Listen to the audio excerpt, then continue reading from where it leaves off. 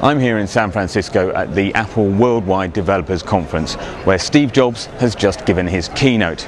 And after talking endlessly about iPhone software updates and Mobile Me, which is a new name for .Mac, he finally got around to revealing technology's worst kept secret. The iPhone is going 3G. Now, this isn't a 3G iPhone, but it will look very similar to this, but with a black back. It'll be available worldwide on July the 11th, and it will cost no more than $199 for the 8GB version, so I'm guessing about £99 in the UK. As well as 3G, it'll have satellite navigation, but there's no news on whether the camera will be better than the 2-megapixel one that's built into the current phone.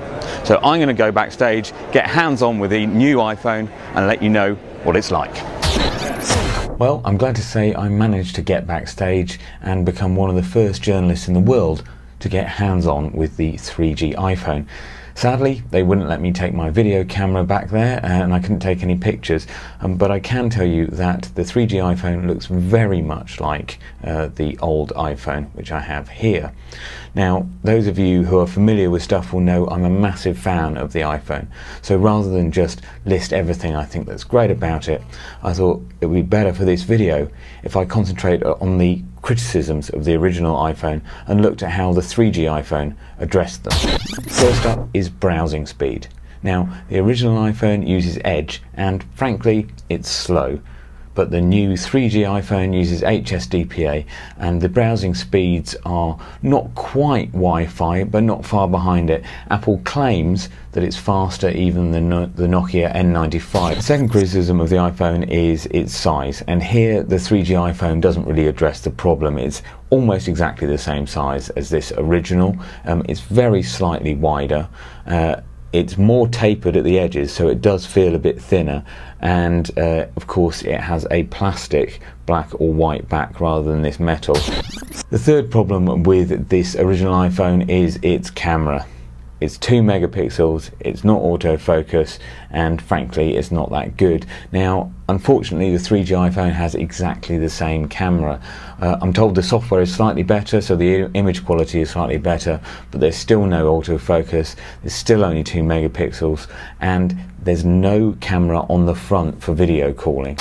A lot of people said that the iPhone isn't as good as something like a Nokia because it doesn't run third-party applications. At the moment, you have to actually jailbreak or hack your iPhone in order to install third-party apps.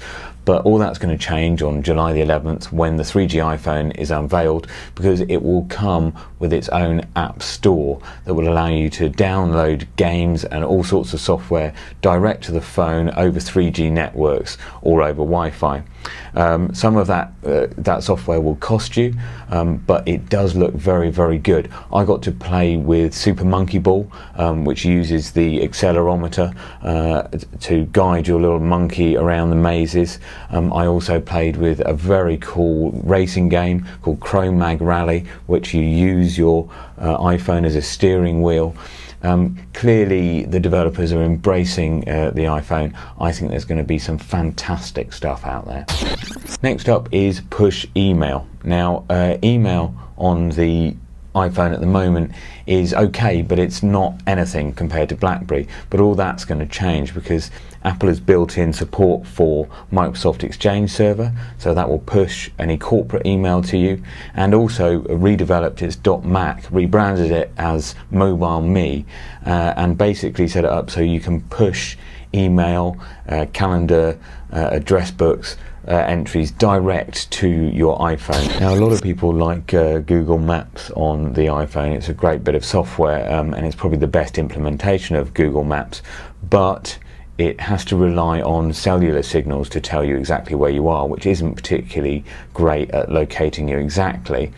The new 3G iPhone, however, comes with GPS built in, so it will be much more precise. However, that will probably eat your battery life up, and also it doesn't come with specific routing software other than Google Maps. And finally, probably the biggest criticism of the original iPhone is its price. Now, I bought my first 4GB iPhone in the US soon after launch for $500. The new 8GB iPhone is going to cost just $199. We'll hopefully see it in the UK at £99. That sounds like a pretty good deal to me, but of course until we see the minutes and the data plan that comes with that, it's quite hard to take a judgment. But I've got a feeling the iPhone's going to be big.